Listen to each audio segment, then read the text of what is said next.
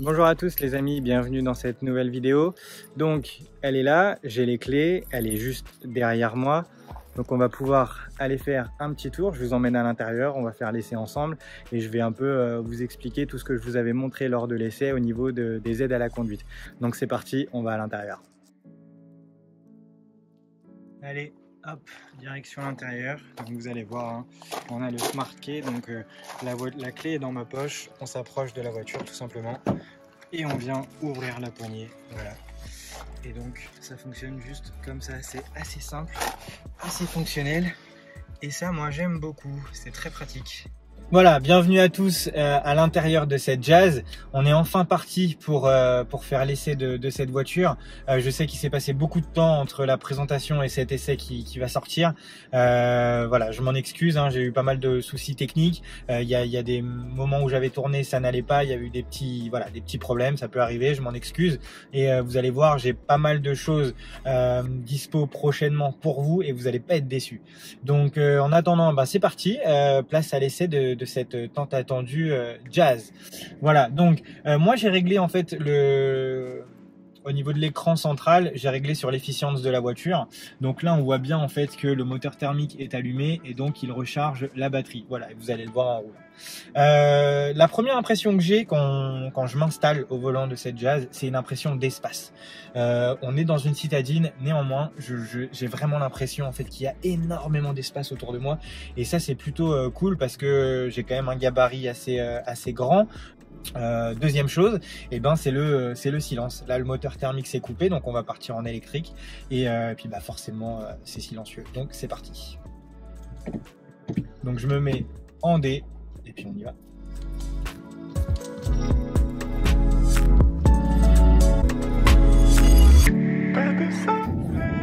Donc là, comme vous pouvez le voir, en fait, sur l'écran central, on a la lecture des panneaux qui nous indique que nous sommes dans une zone à 30 km/h. Et on a également l'efficience où du coup, vous pouvez constater par vous-même que on est en tout électrique. Donc on a le sigle EV qui s'affiche ici, donc vous avez pu voir. Et on voit bien en fait que les roues sont alimentées par la batterie. En l'occurrence là, on est en vert, puisqu'en fait, comme on est dans une descente, les roues rechargent la batterie. Donc voilà. Tout ça se fait de manière totalement autonome. On n'a absolument rien à faire et c'est ça qui est génial. Donc, petite particularité de chez Honda et pas des moindres, on peut mettre le régulateur adaptatif à 30 km/h. Et ça c'est plutôt chouette parce qu'aujourd'hui on a pas mal de zones qui sont limitées à 30 et c'est pas toujours évident en fait de maintenir ces 30 km/h. Vous avez vu la voiture elle a bipé. Elle a bipé pourquoi? Parce qu'en fait sur la route sur laquelle on est, il n'y a plus de ligne, donc elle ne détecte pas la voie dans laquelle on se trouve et donc tout simplement en fait elle nous alerte pour nous mettre en sécurité et nous dire de faire attention pour bien nous maintenir dans notre voie. Voilà. Donc je vous disais, le régulateur à 30 c'est vraiment pratique. Franchement sur ça c'est top parce que quand vous roulez en agglomération et que vous avez des zones à 30, c'est très difficile de maintenir 30 km/h. On a vite fait de les dépasser, d'être à 35, 40, 45, bref, voilà, c'est quand même extrêmement difficile et pour le coup avoir le régulateur adaptatif à 30, ça c'est génial parce que si la personne freine devant vous, la voiture forcément va freiner, va réaccélérer jusqu'à ses 30 km/h. Et notre petite agglomération, je suis à un stop, on va prendre une grande route limitée à 80 et donc pour tordre le cou un peu aux idées reçues, malgré ce moteur hybride de 109 chevaux, je vais vous montrer que cette voiture accélère quand même très fort puisqu'on va faire du coup départ au stop jusqu'à 80 km/h, ce qui est autorisé et vous allez voir que ça accélère quand même assez fort malgré ce qu'on pourrait penser. Donc voilà, je me mets bien sur la ligne droite, on est à 15 km/h et donc je vais accélérer franchement jusqu'à 80 et vous allez voir, on va pas mettre 50 ans pour y arriver, vous allez voir.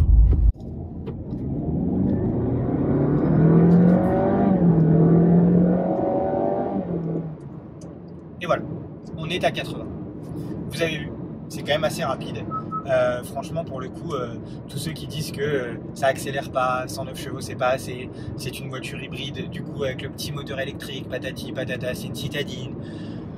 Vous voyez, ça accélère très bien. hein.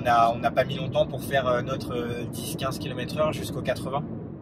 Donc franchement, c'est largement suffisant pour une utilisation quotidienne, que ce soit en ville ou même à la campagne, puisque moi j'habite à la campagne et voilà, et cette voiture on l'utilise absolument tous les jours et ça marche très bien et ça fonctionne très bien et cette voiture est extrêmement polyvalente. Donc on va remettre le régulateur adaptatif sur nos 80 km/h puisque nous sommes autorisés à rouler à 80. Voilà. C'était juste pour vous montrer en fait cette petite aparté de l'accélération. Autre chose par rapport au bruit, vous avez pu entendre le moteur. Contrairement à chez Toyota, alors je ne sais pas s'ils ont amélioré ça, mais je peux vous dire une chose, et j'y ai travaillé, c'est qu'à l'époque, lorsqu'on accélérait sur les véhicules hybrides, en fait, il n'y avait absolument pas de variation. C'est-à-dire que la voiture restait accélérée, vous aviez un bruit moteur qui montait dans les tours jusqu'à la vitesse que vous souhaitiez, jusqu'au moment en fait où vous relâchiez la pédale d'accélérateur. Sur la Jazz, absolument pas. Malgré le même système de variateur, hein, on n'a pas de boîte de vitesse, on est sur un système à variateur, et ben néanmoins on a cette nuance, et vous avez entendu, on a cette différenciation de bruit, comme si la voiture en fait passait des vitesses. Et ça c'est cool, parce que franchement, on n'a pas l'impression de conduire un scooter, on a vraiment l'impression de conduire une voiture avec une boîte de vitesse, même si on n'en a pas. Et moi je peux vous dire, qui aime les voitures, et ben franchement j'apprécie énormément ça.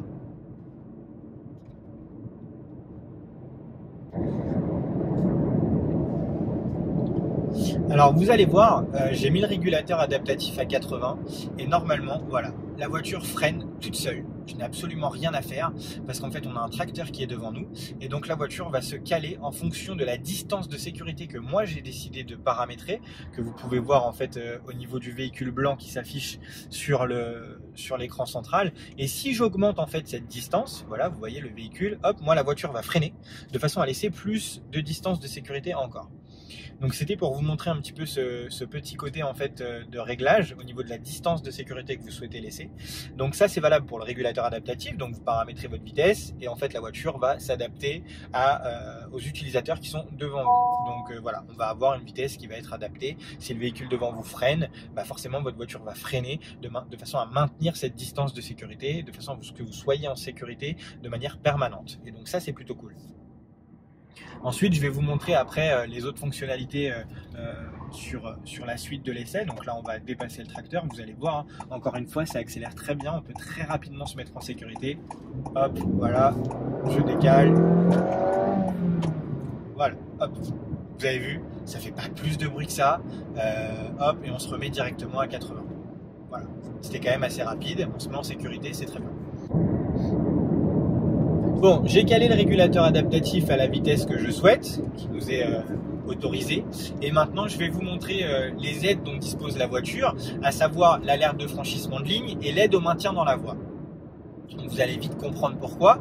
Donc l'alerte de franchissement de ligne, c'est ce petit logo-là qui est ici. Donc il est désactivable à tout moment, mais je ne vous conseille pas de le désactiver, hein.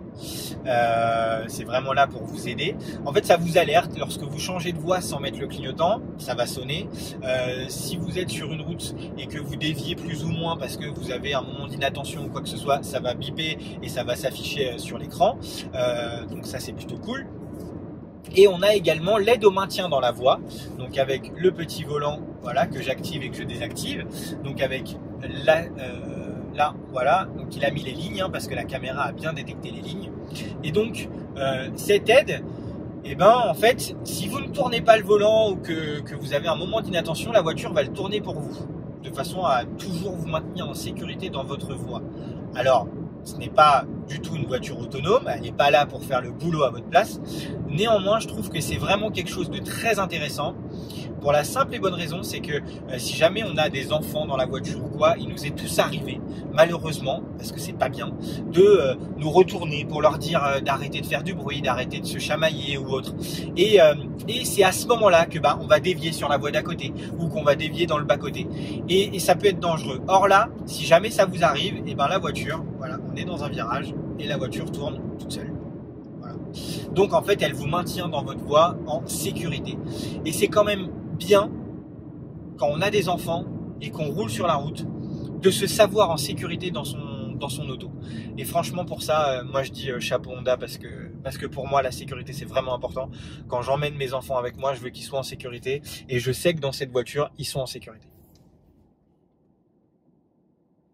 Parce que malheureusement, on est tous, on n'est pas infaillible, voilà. On a tous nos petits défauts et un moment d'inattention, ça peut malheureusement arriver.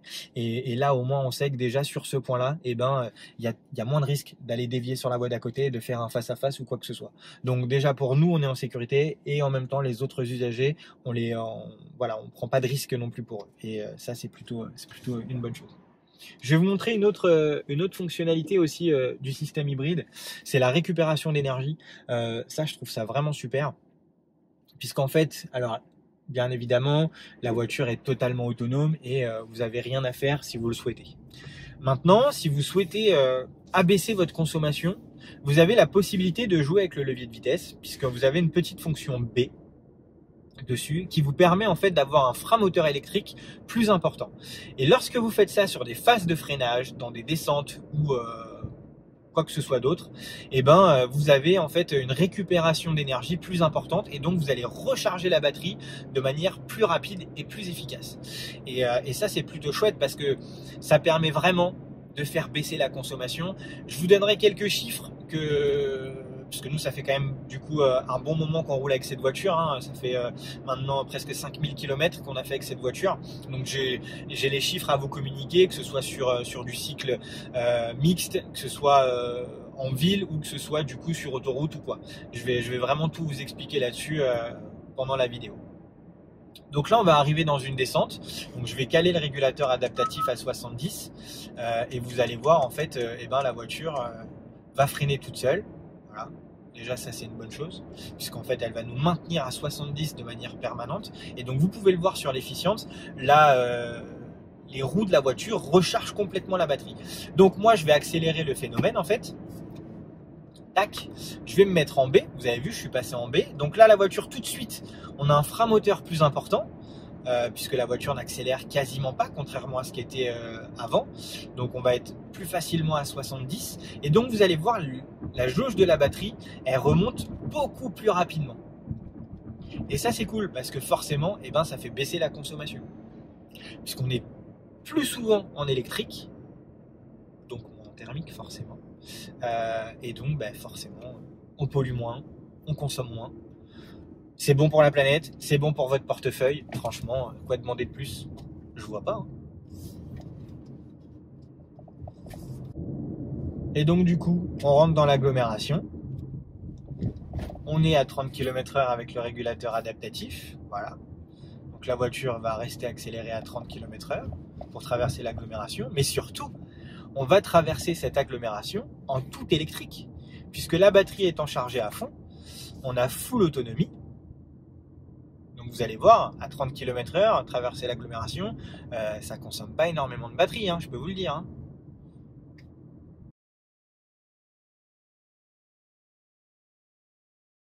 Voilà. Vous avez vu, c'est silencieux. C'est très agréable à conduire, c'est très souple. La direction est extrêmement souple. Pour se stationner, c'est super pratique.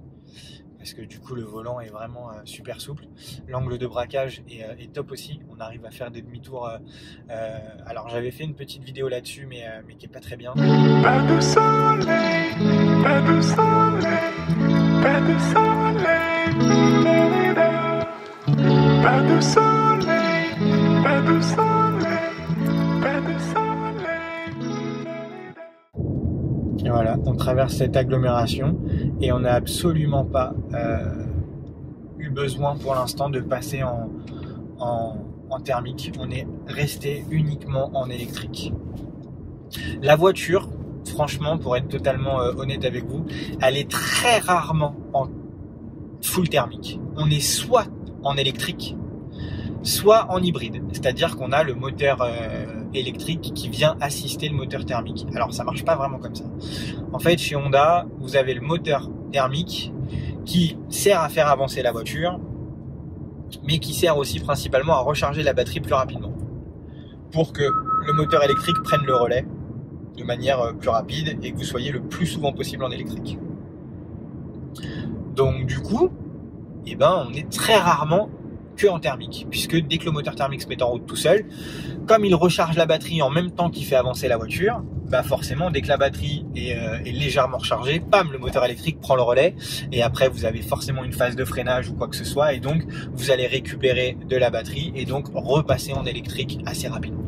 Donc je trouve ce système de fonctionnement vraiment bien, moi j'aime beaucoup, parce que ça permet vraiment de pouvoir profiter du système hybride pleinement, et ça c'est cool. Bon, je vais en profiter pour vous parler un peu de ce qu'on a de disponible au niveau de notre écran central. On a bien sûr la navigation, donc là c'est une boussole qui s'affiche, mais si vous avez des adresses favoris, l'adresse de la maison qui est paramétrée ou une destination récente, et ben vous appuyez directement en fait sur ces différents logos et le GPS se mettra en route. Donc ce sera bien sûr le GPS de la voiture. Voilà, donc en attendant c'est une boussole puisqu'on n'a pas paramétré de destination. Je pourrais vous montrer comment ça fonctionne tout à l'heure. Ensuite, qu'est-ce qu'on a d'autre comme aide de disponible? Bien évidemment le téléphone en commande vocale. Vous avez tous les boutons qui sont disponibles et donc en commande vocale vous pouvez, lorsque vous avez paramétré votre téléphone avec l'assistant qui est ici, vous pouvez passer un appel de manière voilà, sans rien faire en fait, juste vous appuyez sur le bouton de la commande vocale, vous dites appeler machin, tac, et ça va appeler machin. Vous avez tous un machin dans votre répertoire, j'en suis sûr. Ensuite, on a la musique, donc si vous écoutez un média, et ben ça pourra également s'afficher ici, donc ce qui évite en fait d'avoir les yeux qui bougent à droite, à gauche, machin. Là vous avez juste en fait sur l'écran central devant vous. Donc vous pouvez également changer les sources, que ce soit l'USB, le Bluetooth, votre smartphone s'il est paramétré, et la radio, voilà, et que sais-je. On a également de disponibles les informations vitesse, temps, depuis combien de temps on roule avec la voiture, etc., etc. On a également les différentes consommations effectuées sur les différents derniers trajets. Donc comme vous pouvez le voir, à part le trajet numéro 2 où il y a eu un excès de confiance, sinon sur les derniers trajets on est tous en dessous des 5 litres et voire même sur un trajet qui était là, on est bien en dessous des 5 litres. Et je vous expliquerai après les consommations que nous on a pu constater sur la voiture en conditions réelles d'utilisation, pas à essayer de chercher la petite bête pour moins consommer. On est vraiment sur de l'utilisation normale et classique de la voiture. Tac. Ensuite, vous avez du coup les infos en fait de l'alerte de vitesse. Vous pouvez mettre une alerte sur vitesse si vous le souhaitez.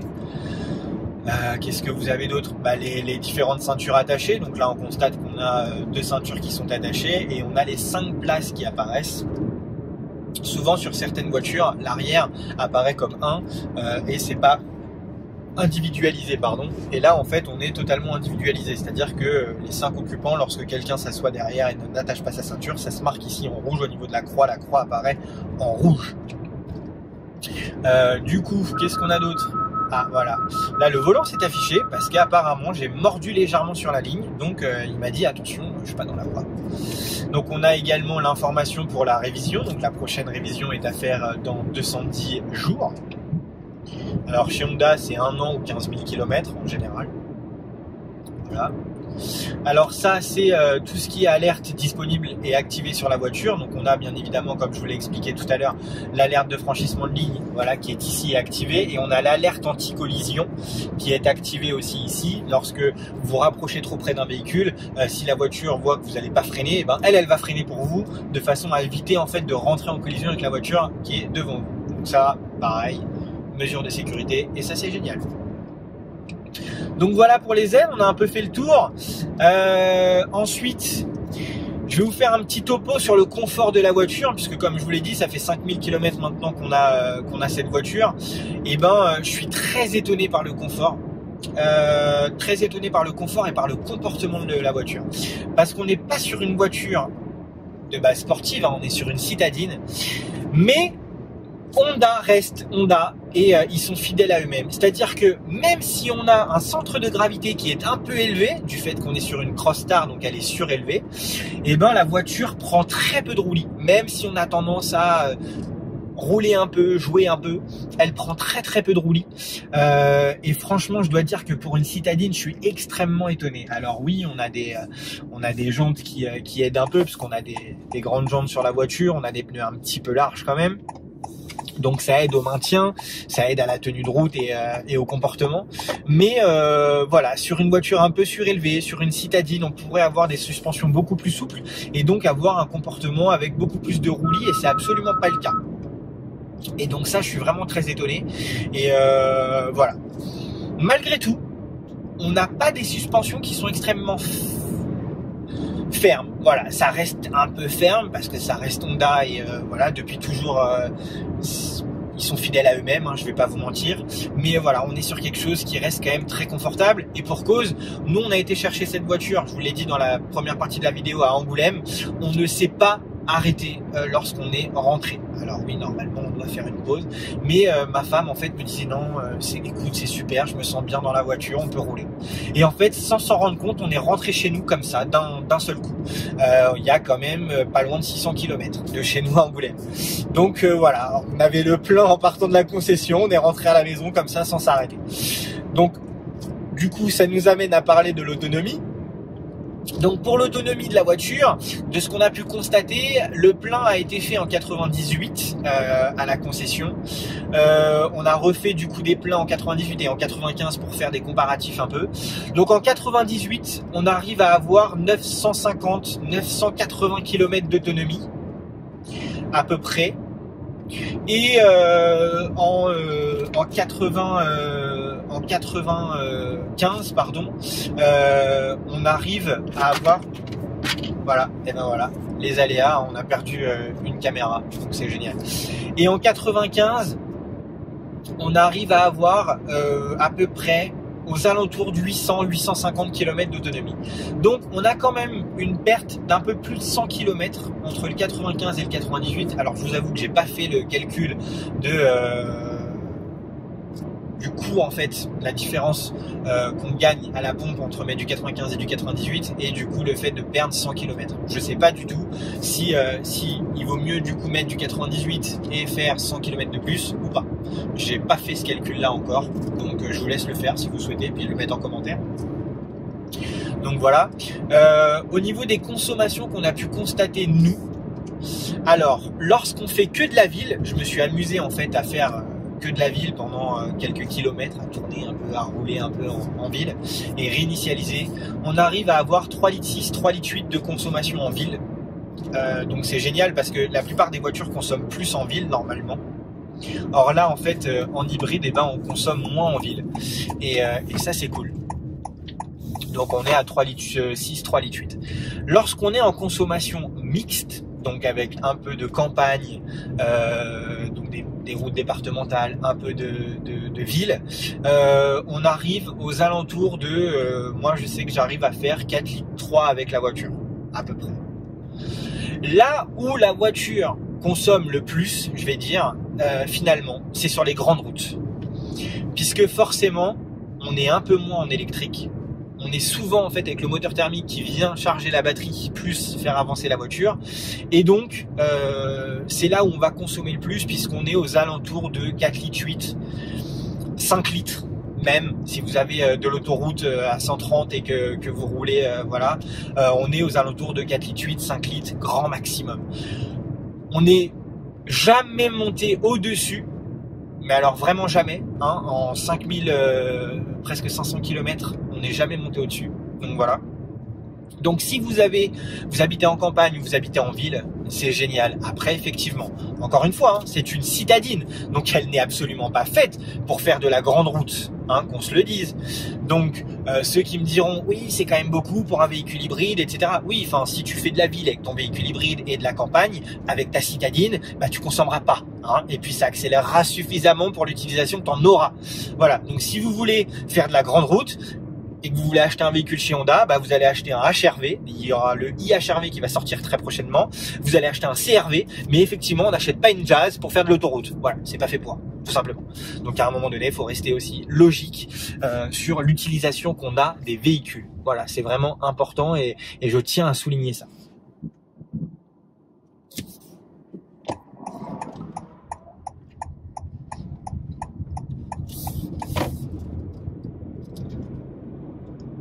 Mais donc voilà, pour tous ceux qui auront un doute sur la consommation, et vous voilà rassurés, 3 litres 6, 3 litres 8 de consommation sur de la ville. Et on est aux alentours de 4 litres 3, 4 litres 2, 4 litres 3, sur une utilisation mixte comme nous on en a. Et du coup, comparé à ma voiture qui roule à l'éthanol, donc ma Honda Accord, donc dedans c'est bien sûr un moteur plus gros puisque c'est le 2 litres 4 VTEC, sur la même utilisation, je précise bien sur la même utilisation, je consomme beaucoup plus. Et donc, puisque j'arrive à 12 litres au 100 de consommation avec la Accord, donc forcément ça coûte plus cher de rouler à l'éthanol avec la Accord que de rouler avec la Jazz pour ce type d'utilisation. En revanche, je fais énormément de grandes routes avec ma voiture et donc lorsque je fais beaucoup d'autoroutes avec la Accord, je consomme beaucoup moins puisque je suis aux alentours de 8 litres, 9 litres et donc là le coût de revient est moins cher avec la Accord. Voilà. C'était pour vous faire le petit comparatif. Et tout à l'heure, je vous parlais du confort de la voiture. Au-delà du confort de maintien au niveau des sièges, on a pas mal au dos, on peut faire pas mal de routes sans avoir de soucis. On a un confort visuel dans cette voiture puisque, en fait, au niveau des montants de pare-brise, on a des petites custodes en fait qui ont été mis, qui sont finalement pas si petites que ça, mais du coup on a des montants de pare-brise qui sont extrêmement fins et donc pour les angles morts et pour la visibilité, c'est super parce qu'en fait on a une très bonne visibilité vers l'avant, c'est très dégagé, que ce soit du coup sur le côté en fait, ça nous évite d'avoir des gros montants de pare-brise avec des points où en fait on voit pas, on est obligé de se déplacer de cette manière. Voilà, là au moins c'est vraiment, on a une vue qui est bien dégagée tout simplement et ça c'est plutôt chouette parce que beaucoup de voitures en fait ont des montants de pare-brise un peu énormes et ça cache un peu la vue et c'est un peu pénible. Donc du coup j'ai trouvé ça vraiment super et je tenais à le souligner. Petite précision sur les aides à la conduite, je sais que certains d'entre vous diront c'est un peu invasif, machin, je veux pas que la voiture elle corrige ma trajectoire, etc. Tous désactivent, si vous voulez les enlever, vous roulez comme ça, peu importe. Pour ceux qui habitent à la campagne, je le précise aussi parce qu'on a eu nous au début quelques petits soucis, l'alerte de franchissement de ligne, forcément sur les routes de campagne, les routes un peu sinueuses, il va se mettre à sonner parce qu'il va pas détecter correctement les lignes ou alors la route est un peu sinueuse, vous allez forcément être un peu à cheval sur la ligne du milieu et donc ça va sonner. Rassurez-vous, s'il sonne 3 fois d'affilée, il se désactive automatiquement jusqu'à ce qu'il puisse percevoir des lignes distinctes. Donc, pas besoin de l'enlever vous-même. Il va sonner 3 fois, c'est peut-être un peu désagréable au début, mais au moins il se désactive tout seul. Et lorsqu'il détecte de nouvelles lignes qui soient très belles, il se remet automatiquement tout seul. Donc voilà, après si vous préférez l'enlever, enlevez-le. Moi je vous le conseille pas. Je préfère moi quand les routes sont sinueuses qui sonnent 3 fois, qui se désactivent tout seul et qui finissent par se remettre tout seul lorsque la route le permet. C'est quand même beaucoup plus sécure, en tout cas c'est mon avis. Voilà. L'essai touche à sa fin, j'espère que cette petite vidéo vous aura plu. C'était très difficile pour moi de pouvoir un peu tout vous expliquer. Il y a beaucoup de choses à dire sur cette voiture et je sais que j'en ai oublié, malheureusement. Parce qu'il y a énormément de choses à dire et que c'est pas évident en fait de tout expliquer et d'essayer de tout résumer dans un laps de temps un peu court, même si je sais que cette vidéo est déjà trop longue. Voilà. En tout cas, si vous avez des questions, n'hésitez pas, je vous répondrai en commentaire. Voilà. Je sais que j'ai oublié des choses sur cette voiture. Donc n'hésitez pas, je serai ravi de pouvoir vous aider, de vous aiguiller et de vous renseigner. J'espère que ça vous a plu. N'hésitez pas aussi à mettre un petit pouce bleu puis à vous abonner. Ça fait toujours plaisir. Et puis on se retrouve pour de prochains essais vidéo. Et puis je vous dis à la prochaine les amis. Ciao ciao.